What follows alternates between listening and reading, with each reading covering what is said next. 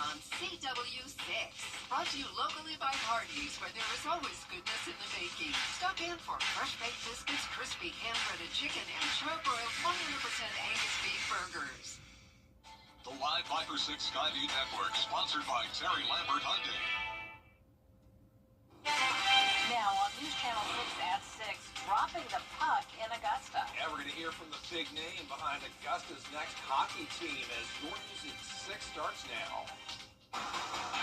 Live from Television Park, this is WJBF News Channel 6 at 6.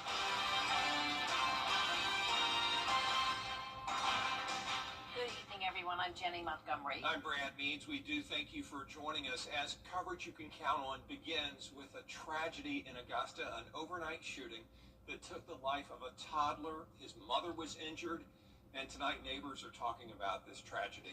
Kim Vickers is live at Allen Homes where it happened. Kim?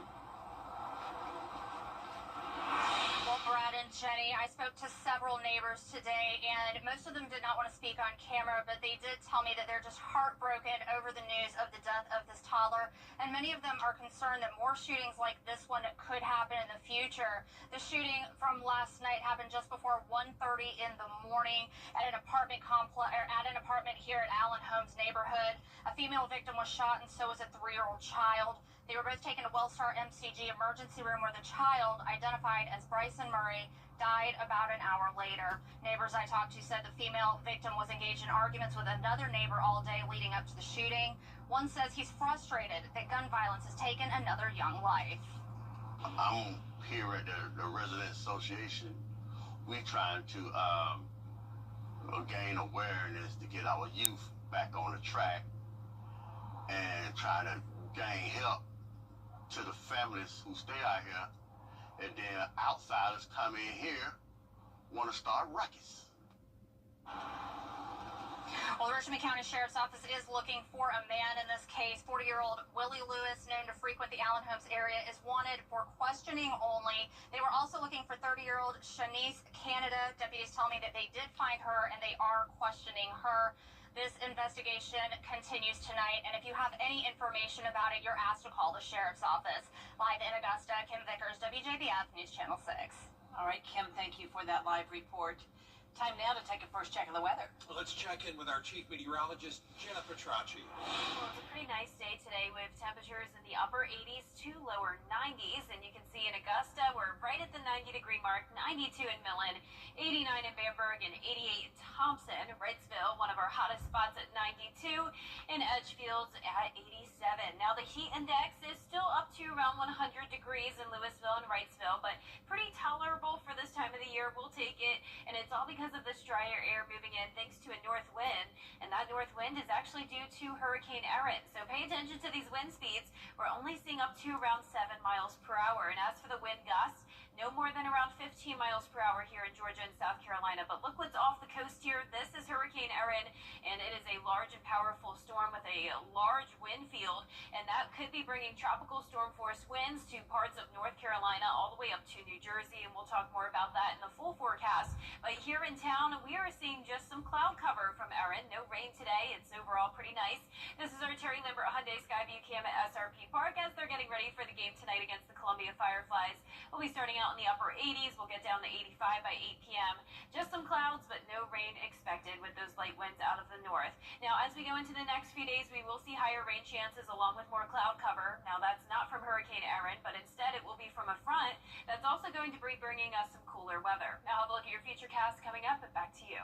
All right, Jenna, thanks. A major announcement coming today. Pro hockey is set to return to Augusta for the first time in more than a decade. Boy, how time flies. Graham Lee, live outside the Bell Auditorium now. Graham, really the news that's just as big as a hockey team coming here is that it's going to be led by a gentleman who really is on the Mount Rushmore of college football. Well, Brad, I think you said it best. Yes, the Coliseum Authority and Oakview Group making the special announcement today that hockey is coming back to Augusta for the first time in 12 years. And when it does, because it will be co-led by the one and only Tim Tebow. Now, the organization for now will be called Augusta Pro Hockey. We'll get to the name in a second, and that's why it's a temporary name. We'll talk about that more in a second.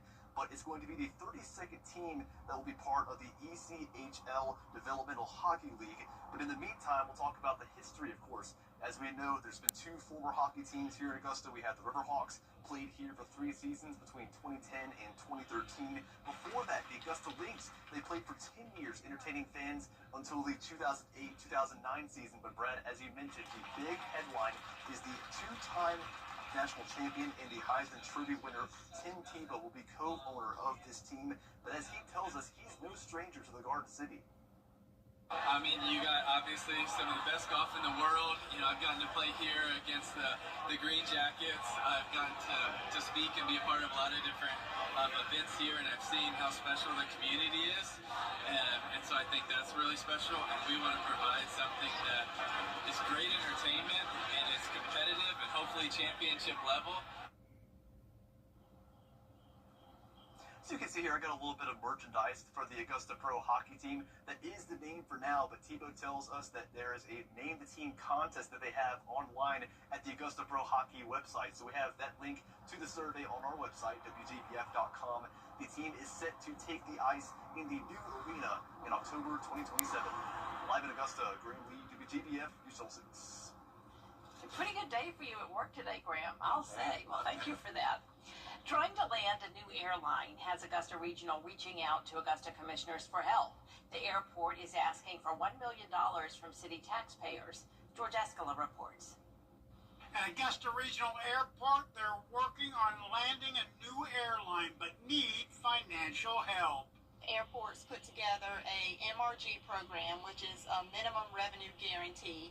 And let me preface by saying this is a program that the airport themselves cannot fund due to FAA regulations. To come up with part of the revenue guarantee, the airport is reaching out to Augusta with a big dollar request. If it's going to help us economically, let's give them the $1 million. If it's going to bring us another carrier in, it's a good thing for Augusta. It's a win-win for Augusta. The airport is asking for the $1 million out of next year's budget, which is already facing a more than $7 million shortfall. But some commissioners are still on board. We need to grow the airport, and it means bringing in another carrier. I'm all for it. We just have to find them, find the money and where we get. Airport officials say they're reaching out to other surrounding governments and businesses, not just Augusta. They say they can't reveal yet what airline is being pursued and what new direct flights there would be. It is an ultra low-cost carrier, so that's something that the community has asked for as well. So we are talking to one airline in specific right now, and we're really trying to get this momentum for this MRG program. Smith says the airport is interested in service to places like New York and Chicago, as well as Central Florida. In Augusta, George Escala, WJBF, News Channel 6. An exciting announcement for Aiken this evening at the annual State of Our Community event. A ribbon cutting for the new Aiken Innovation Corridor along with the Aiken County Chamber Foundation. This AI corridor would not have been possible without help from Meta.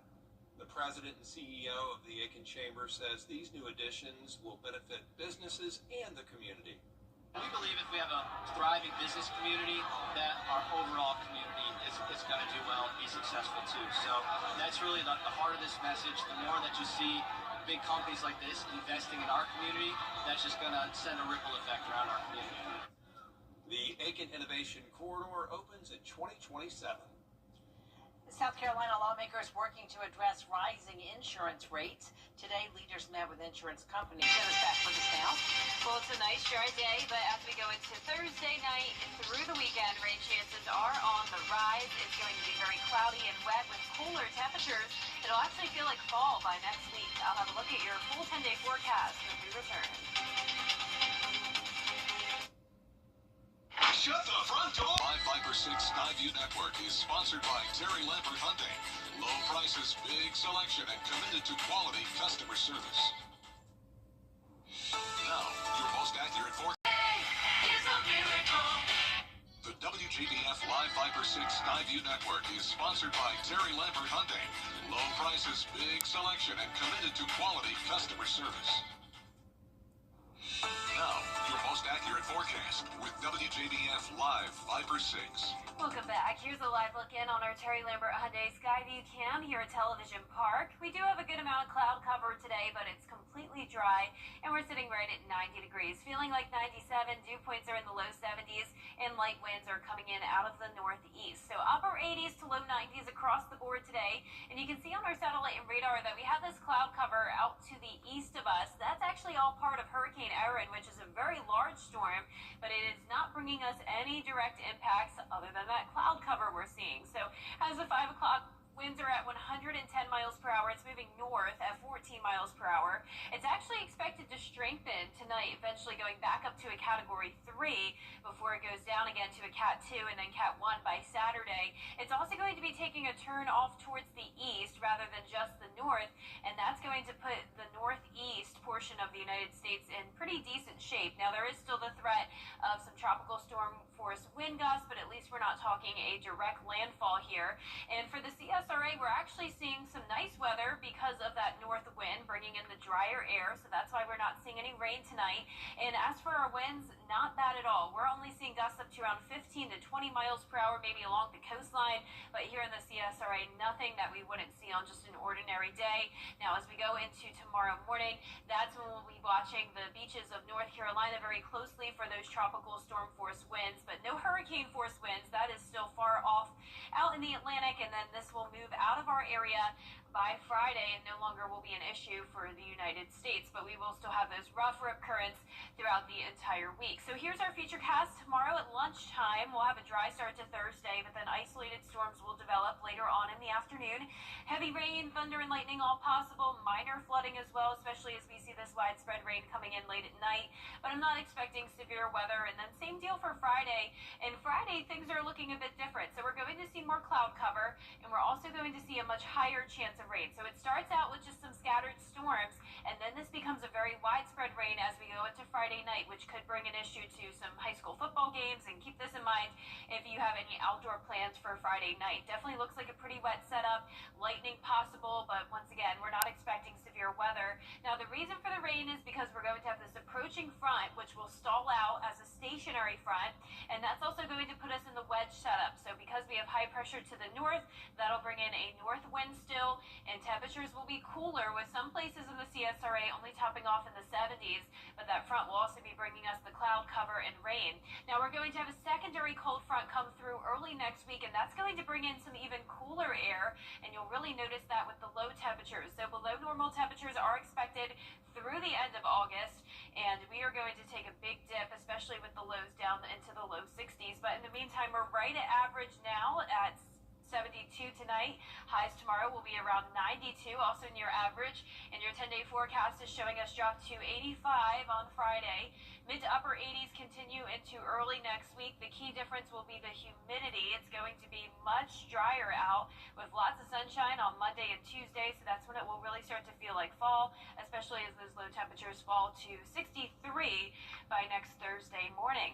Now, congratulations to today's umbrella winner. That is Patricia Still from Barnwell. Patricia, you can pick up your Viper 6 umbrella here at the station and sign up to win yours on WJBF.com. All right, Jenna, thanks. Still ahead, our first scholar athlete of this school year.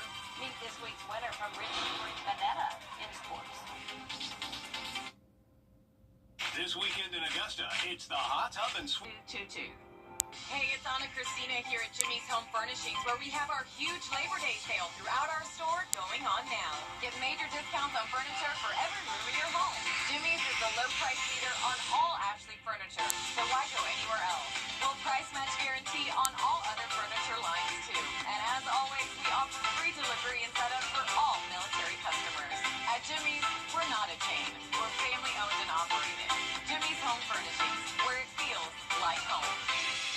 Hi, I'm Richard Lawson. Our 10-day forecast is showing a higher chance of rain tomorrow afternoon and evening. Still a hot summer-like day, but then we fall to the low to mid-80s this weekend. More clouds and widespread rain, then a really nice start to next week. A surfer in New South Wales avoided what could have been a devastating encounter with a shark after it took a giant bite out of his surfboard. He was at the beach, just enjoying himself when a shark bit his board, split it. He said he was sitting on it when the fish just swam up and did his thing. A 16-foot great white shark. They later found him, caught him, and then released him somewhere less populated. Good thing the shark bit where it did and not where he was sitting. My gosh. Thank goodness. That is our report for now. Thanks for watching. We're back at 7 after World News Tonight. Have a great night, everyone.